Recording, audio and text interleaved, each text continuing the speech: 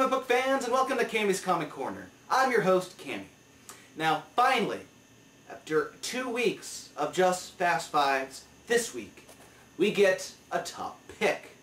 So, without further ado, from Vertigo, we have Scalped number 18, written by Mr. Jason Aaron.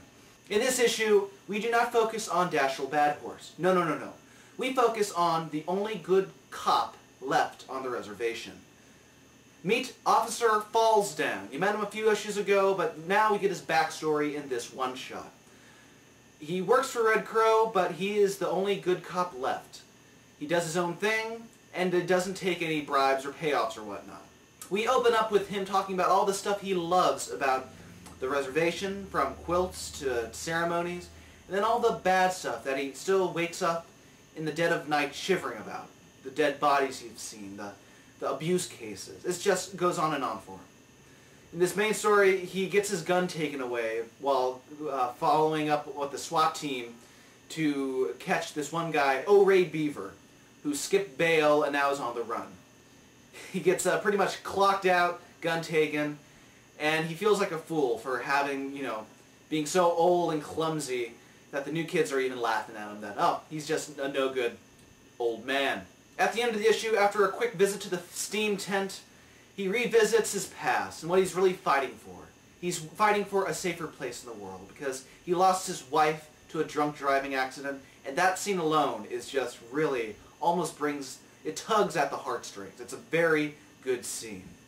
And so, that is why I highly recommend this pick. This is why I highly recommend you pick up Scalped if you're not reading it so far. 2 trades are already out, and the third one's going to come up here pretty soon, I'm pretty sure. Now, on to the Fast Five.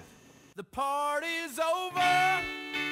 First up from Vertigo, we have DMZ number 32. Now, last issue, Delgado, leader of the Delgado Nation, was shot in an assassination attempt. And now everyone's been pretty much hiding underground until someone can go and find the sniper. But Matthew is really concerned about him. He has to work with his mom because apparently Delgado hired on his mom to be his political consultant. And just when a deal's about to be made at the end with the Americans, looks like one of our old friends from the Free States makes an appearance and says, "Hey, Maddie, we know who the sniper is, and we know where we can find her." So a better deal comes on the table. Next up from Dynamite Entertainment, we have Zorro number 4. For the past few issues, we've been getting a backstory on how Zorro came to be.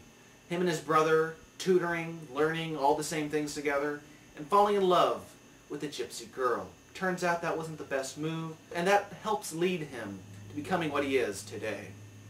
Next up from DC, we have Superman Batman Adventures number 49.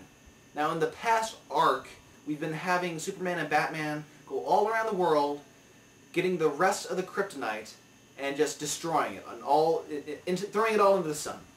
Well, in this issue we find out that LexCorp has a lot of the kryptonite left, and even though Lex Luthor is on another planet, see Salvation Run, Lana Lang is in charge of the whole operation.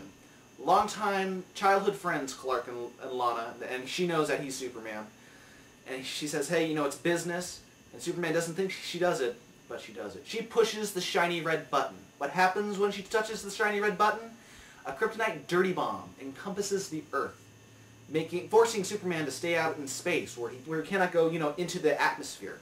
So the issue ends with Lana and Clark no longer being friends, it seems, and Superman giving the last piece of kryptonite to Batman for safekeeping. Well, it turns out Batman has a whole safe of the stuff. He's been prepared all along.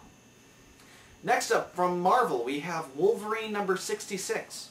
In this issue, Mark Millar and Steve McNiven, the team that brought you Civil War, are back working on the futuristic Wolverine arc.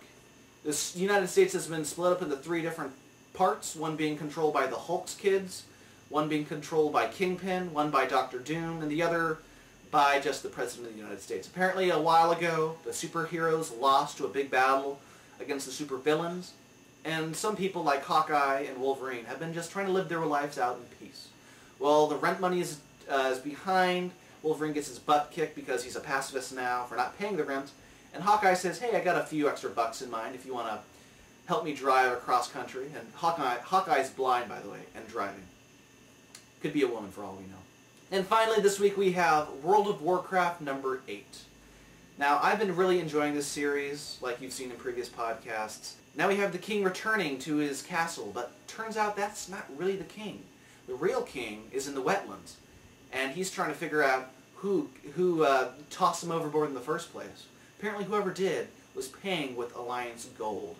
Big brawl fight ensues, the man in the backside devil will attack and turn into a ballroom blitz. Tune in next issue when they discover who really is behind the throne of the Alliance. Well, that does it for Cammy's Comic Corner this week. If you want to be our friend, go to myspace.com/Cammy's Comic Corner, and from there you can click under that banner for the RSS feed or on iTunes. This has been Cammy's Comic Corner. I've been Cammy.